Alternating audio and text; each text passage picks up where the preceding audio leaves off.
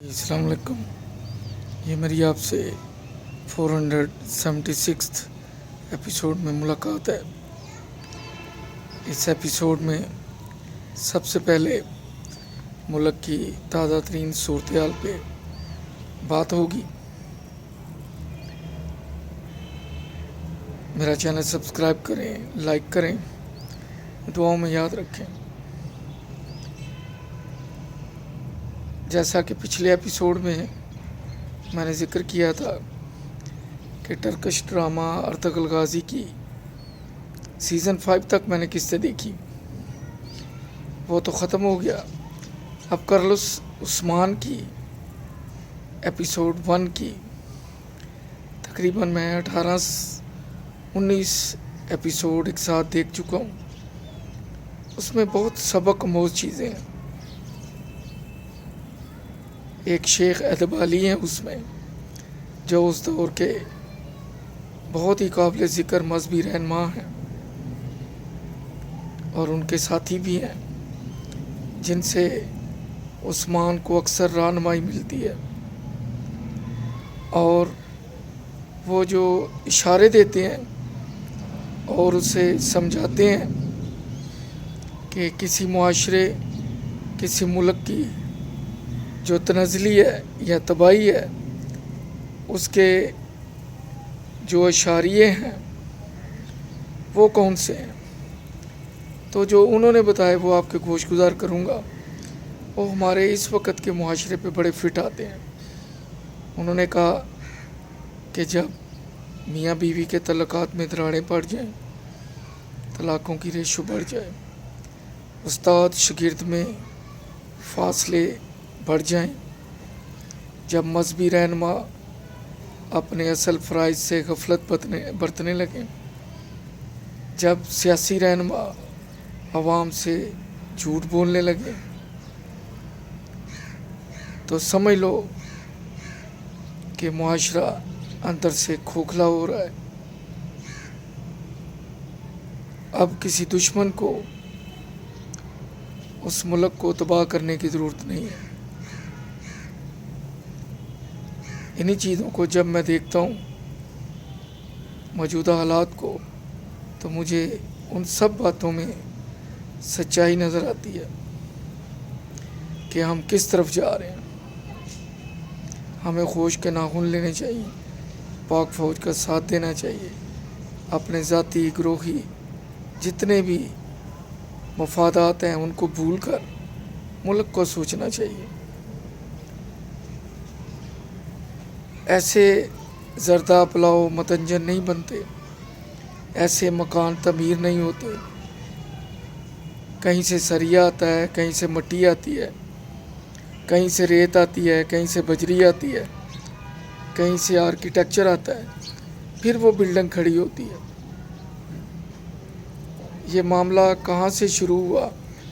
Panama سے، جس میں 400 سے اوپر لوگ تھے۔ ایک کو سزا ہوئی، باقی کا پتہ نہیں۔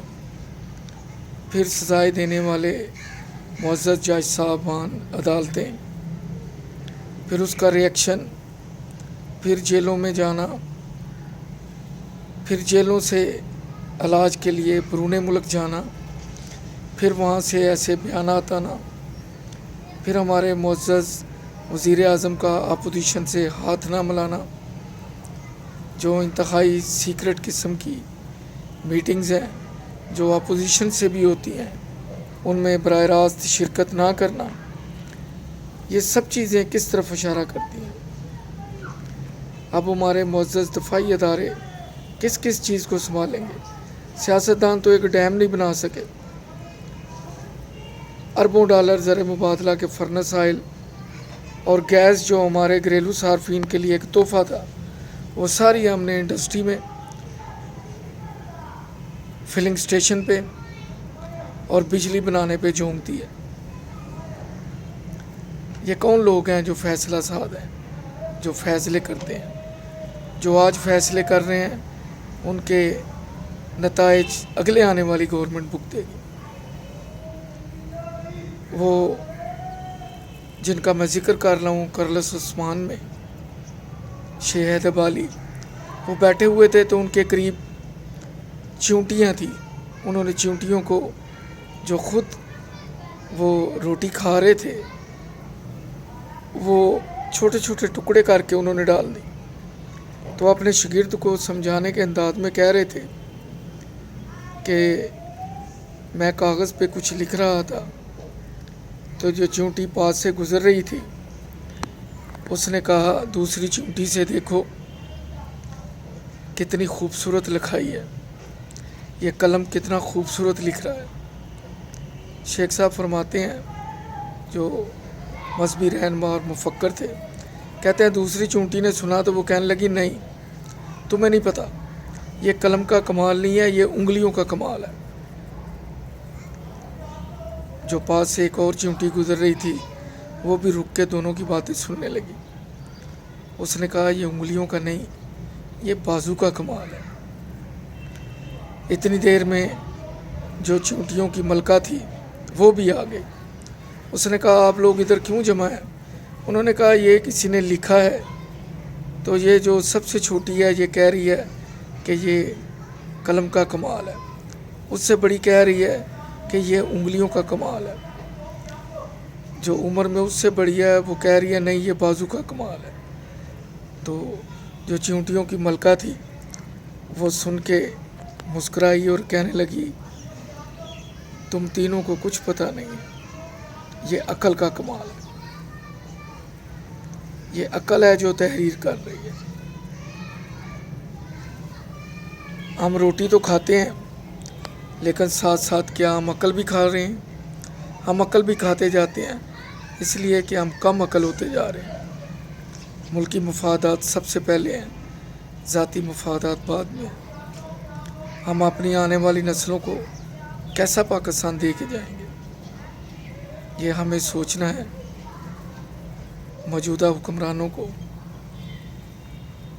सबसे बड़ा अपोजिशन को, इन जमातों के इत्तेहाद को सबसे बड़ा जवाब यही है कि अशियाए सरफ की कीमतें 6 माह की पुरानी सतह पे आ जाएं। फिर उसके बाद अगर ये जलसे जुलूस करें तो हुकूमती तर्जुमानों के वर्शन में वाकई ये बात साबित होगी कि ये लोग NR मांग रहे हैं, ये NRO चाहते हैं। गवर्नमेंट को इस बारे में सोचना चाहिए, क्योंकि जब महंगाई होती है तो जो इंडस्ट्री वाले से लेके मज़दूर तक सब इससे परेशान होते हैं। किचन से लेके रोड तक हर कोई बंदा इसकी ज़द में आता है, क्योंकि जब कीमत बढ़ती है तो जो फैक्ट्री ओनर है वो भी मजबूर हो जाता है। डॉलर की कीमत बढ़ती है तो उसकी एक्सपोर्ट पे फ़र्क पड़ता है। फिर वो मज़दूर के प्रेशर में आता है, क्योंकि वो कहता है कि मेरा गुजारा नहीं होता, गैस बिजली का बिल बढ़ गया है, चीज़ें महंगी हो गई हैं। इस तरह हर कोई इसकी लपेट में आता है। यह तो ऐसे लग रहा है जैसे कोई स्क्रिप्ट लिखा हुआ है। कुछ इंटरनेशनल कुव्वतें इसमें शामिल हैं, जिन्होंने मल्टीनेशनल कंपनियों ने लाइफ सेविंग ड्रग्स की कीमतें 400-500 गुना बढ़ा दी हैं। ये भी लोगों में फ्रस्ट्रेशन पैदा करने का एक ज़रिया है। बच्चे, स्टूडेंट जो हैं उनको नौकरियां नहीं मिल रही, जो बरसरे रोज़गार हैं उनकी तनख्वाहें महंगाई की वजह से आधी रह गई हैं, जो घरों में मरीज़ हैं उनकी दुआओं की कीमत 500 गुना बढ़ गई है। यानी एक ही मैसेज जा रहा है कि हमारे साथ ज़्यादती हो रही है, और करने वाले कौन हैं? फिर मीडिया इसका फ़ायदा उठाता है। फॉरेन मीडिया लोगों का ब्रेन वॉश करता है, बददिली फैलाता है। हम माशाल्लाह एटमी ताकत है, पाक फ़ौज जिंदाबाद।